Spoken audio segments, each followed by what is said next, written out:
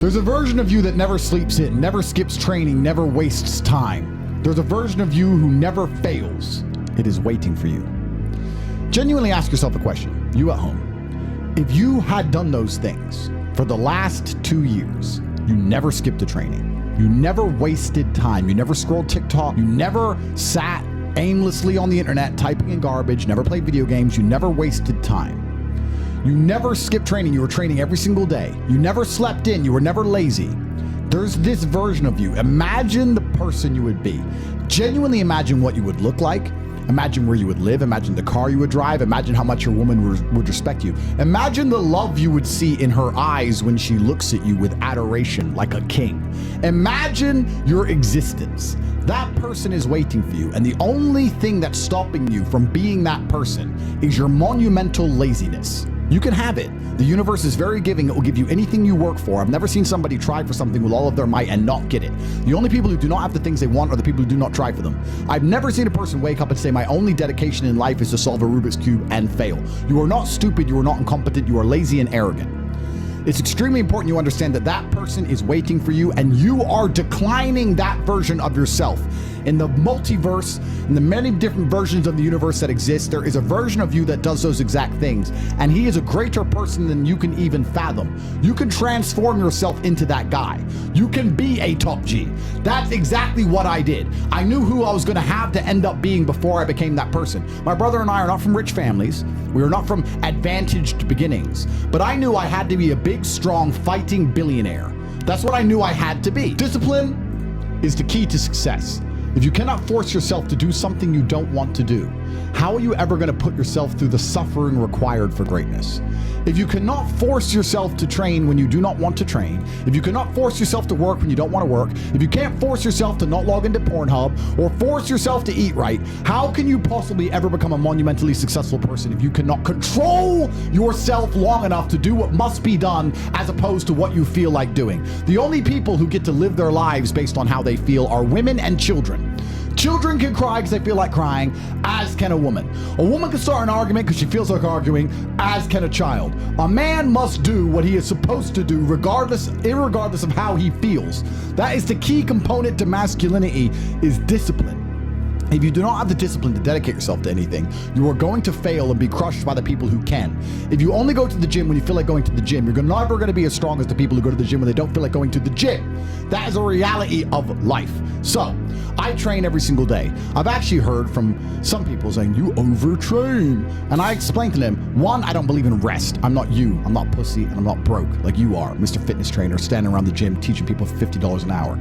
I don't need to listen to you. Secondly, I don't train because I want to get bigger. I train every day because it is difficult to train every day. It hurts. I don't want to. I wake up and I'm busy. I have other things to do. I don't feel like doing it, so I force myself to do it 7 days a week, 365 days a year, so that I know I'm the kind of person who can do what he doesn't want to do when it needs to be done. I am that man. And it's more of a mental exercise than a physical exercise at this point. How can you ever outcompete me if I can force myself to do the things I don't want to do and you cannot? Discipline is absolutely essential for success, and you need to get very comfortable and very used to the idea of understanding that on your path to greatness, there are going to be long periods of time where you hate what you are doing, where you are dissatisfied with the actions you must undertake, where you are tired, where you are stressed. That is why it is difficult. That is why most people won't make it. If the path was easy, everybody would walk it and it would lead nowhere. 100 people start the path, 99 fall off because it is difficult, and the one person who makes it to the end gets the gold. If all 100 made it to the end and the gold was divided by 100, it wouldn't even be worth anything. The difficulty gives it value. The fact that it is difficult to do is the key component into the fact you want it in the first place. If it wasn't difficult, everyone would have it and you wouldn't want it because no one would respect it. It's supposed to be hard.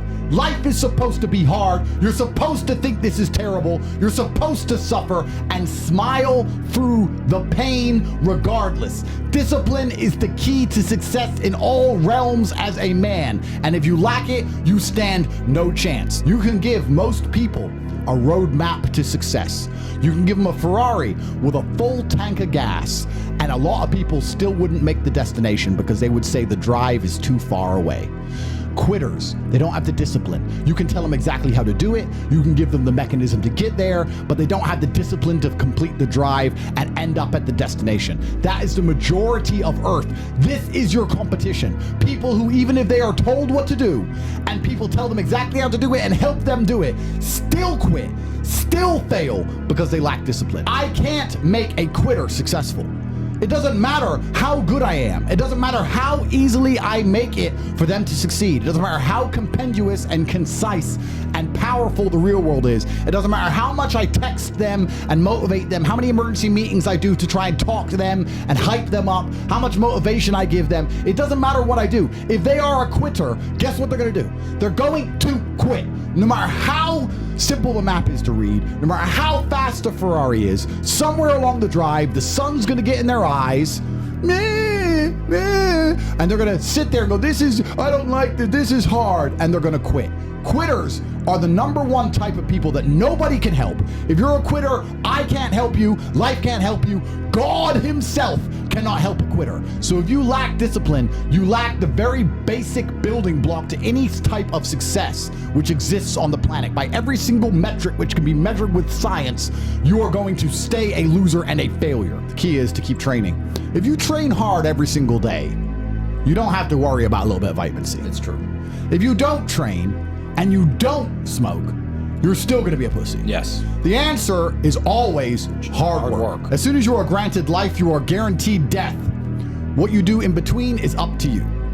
You are all conscious. That could end tomorrow, that could end in 100 years. But the time between the beginning of your consciousness and the end of it is completely up to you. Training is never the wrong decision. If you're in jail, you should train. If you are free, you should train. If you are rich, you should train. If you are poor, you should train. If you smoke, you should train. If you don't smoke, you should train. If you drink, you should train. If you don't drink, you should train. You cannot escape that hard work is always the correct decision. There is no time in any scenario when working hard is going to be the wrong answer. You should always try your very best in all things. I will smoke 10 cigars a day and beat the shit out of you because I train harder than you can possibly fathom. Pain is an extremely important part of the equation. Pain is the elixir of success. When people say this bad thing happened to me and I'm suffering, I say good. It is pain which is required. It's one of the elements in the chemical reaction. And the chemical reaction requires 5 particular distinct compounds, and you have 4 and you're missing 1. It simply doesn't work. Pain for a man is one of the most important elements in becoming successful. Batman is Batman because they killed his parents. If they did not kill his parents, he would not be Batman. You're supposed to suffer. You're supposed to take that pain. The worst thing that can happen to you as a man is you live a life with no pain in it. To be born into a rich family and have a nice easy life and be given money, and you don't have to go to the gym and not have to train because you have bodyguards and sit around like a fuck up. You're going to be miserable and unhappy and a drug addict buying prostitutes. You're only going to have women who adore you. You're only going to feel confident in yourself and feel happy when you've been through hell and come out the other side. The pain is required, and you'll often notice that people who are better than you are people who have suffered more than you have suffered. So the person who is waiting for you, he requires your motivation. It also requires huge amounts of pain. So when bad things happen to you, do not sit at home and lament. Do not feel sorry for yourself. Instead, look in the mirror and say, thank you, God, for giving me one of the ingredients that is needed for the chemical concoction that is going to turn me into a superhero. Because pain is an extremely important one. In fact, it's one of the most important ones for a man. Everything is war. All of it. Sitting in the commute without losing your patience is war. Trying to find a way to escape your slave job is war. Keeping your wife happy and your children inspired is war.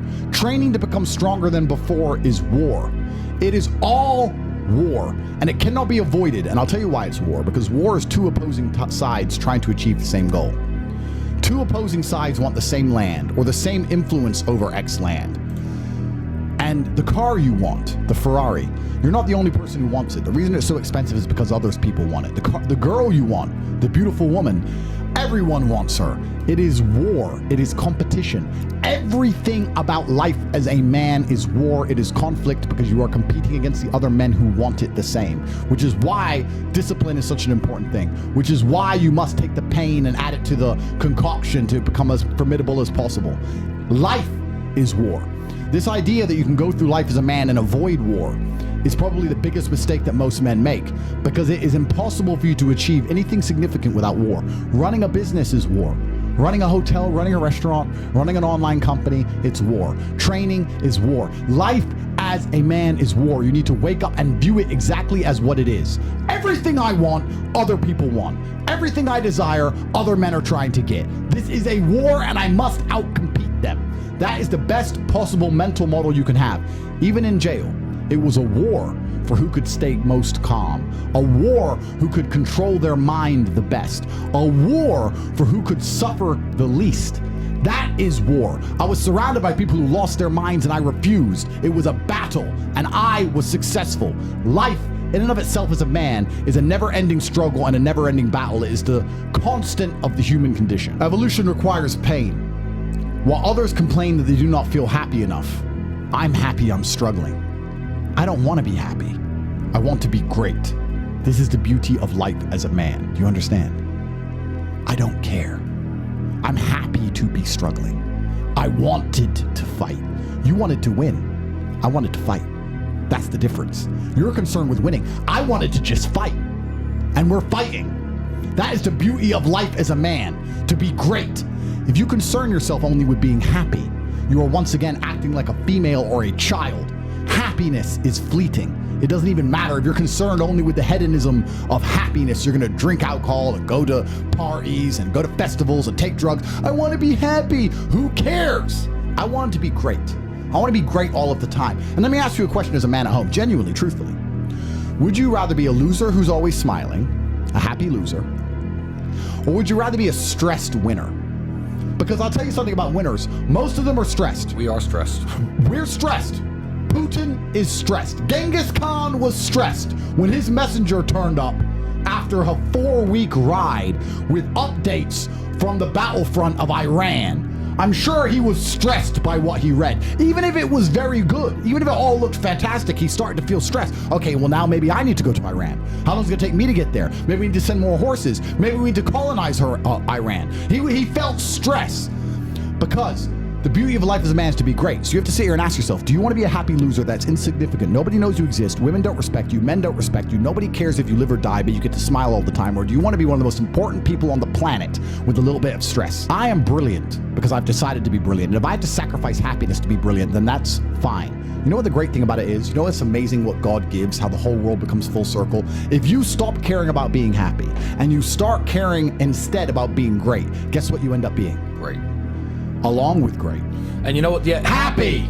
You end up happy if you forget about happiness and try to become great. You will never be successful if you're concerned about being happy, so forget about it. I like to consider myself a wise old man, and I'm trying my best to encourage and instigate a revolution amongst the youth where men take absolute self-accountability and they believe in themselves and they take responsibility for absolutely everything.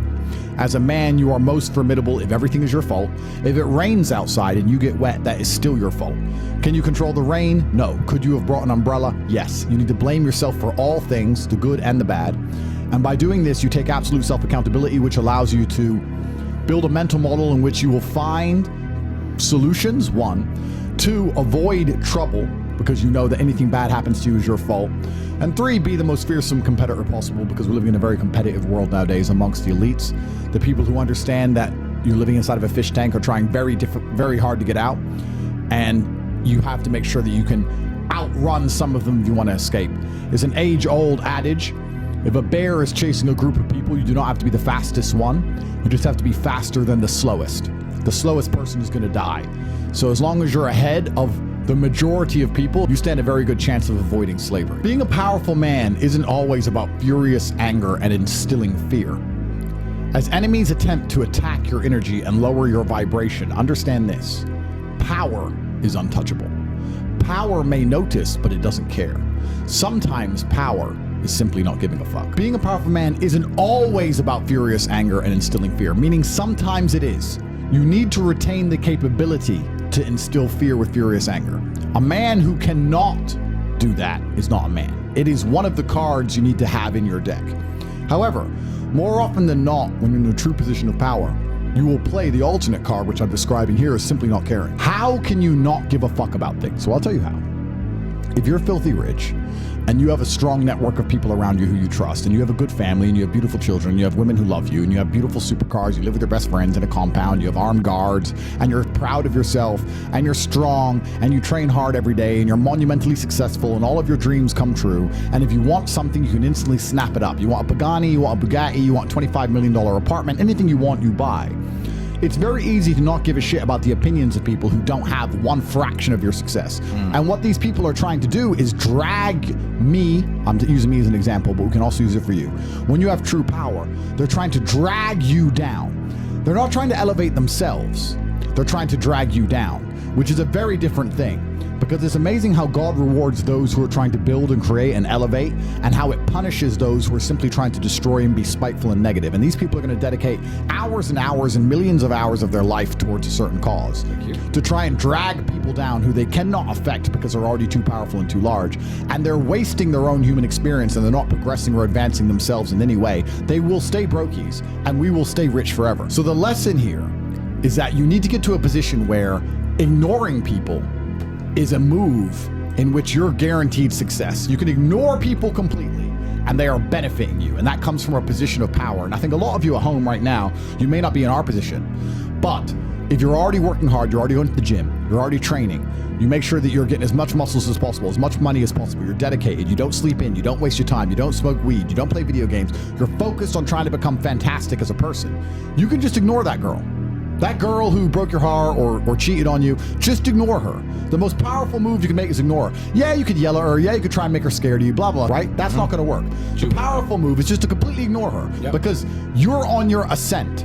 She is likely on her descent. She likely has no intention of improving herself, no intention of becoming richer, no intention of becoming better looking. Time is against her. As she gets older, she's going to lose her looks. You're going to continue your ascent, and she's going to have to watch you for the rest of her life be the man that she could have been with that she's no longer good enough for. The best thing you can do is simply ignore her. That is the powerful move.